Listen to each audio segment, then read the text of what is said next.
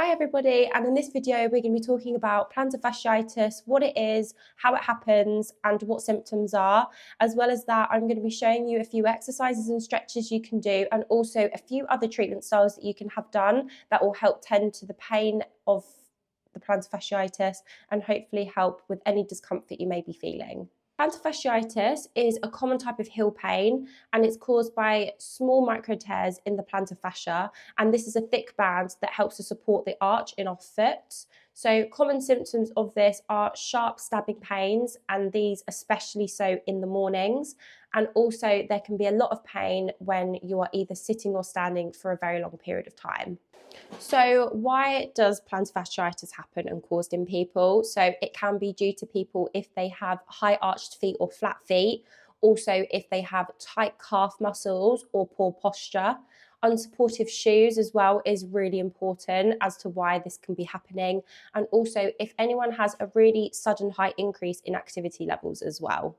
So in the next part of the video, as I stated at the start, are going to be ways to help improve and combat these symptoms. So we're going to be focusing on some stretches, exercises, and a few different treatment styles that you can have done as well that will help with these symptoms. So we're going to be looking at things like calf raises, rolling our feet on a ball, any soft tissue work, and also some more chiropractic care that I will be showing you later on.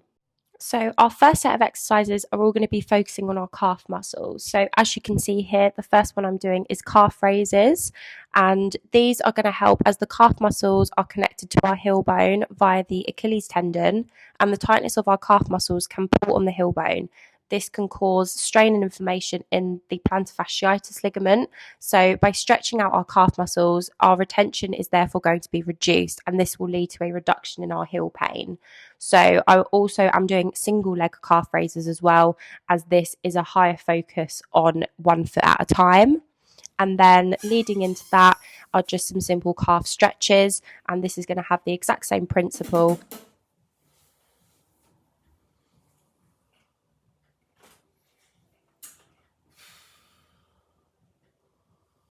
The next exercise are heel dips. So ideally we want to be on a step, and these can be your stairs at home, or if you have a little step like this and you want to have the balls of your feet on the edge of the step, and then just dipping your heels all the way down and then coming all the way back up. And this is, again, it's going to be a really nice stretch for the sole of our foot.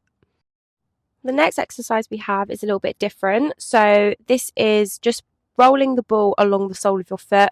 So I've used a tennis ball. I'm applying a small amount of pressure through the foot against the ball, and this is basically just going to help to stretch out our muscles. Another really nice trick that we can do with this is actually use a water bottle.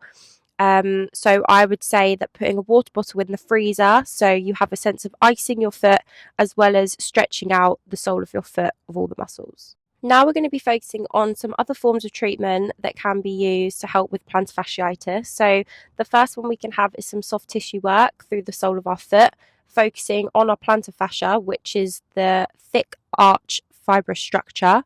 And this can be quite painful, but it will really help in reducing any tension in our fascia.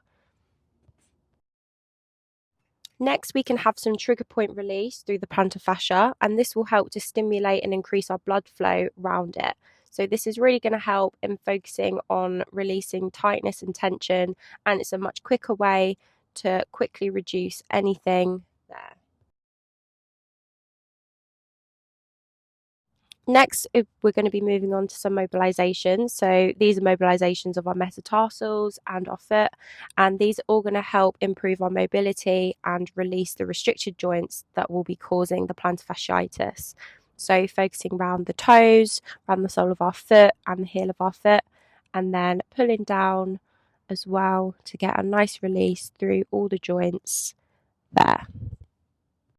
Please ensure when getting mobilizations that they are done by a healthcare professional, like a chiropractor or osteopath, and make sure they have all the credentials to do so.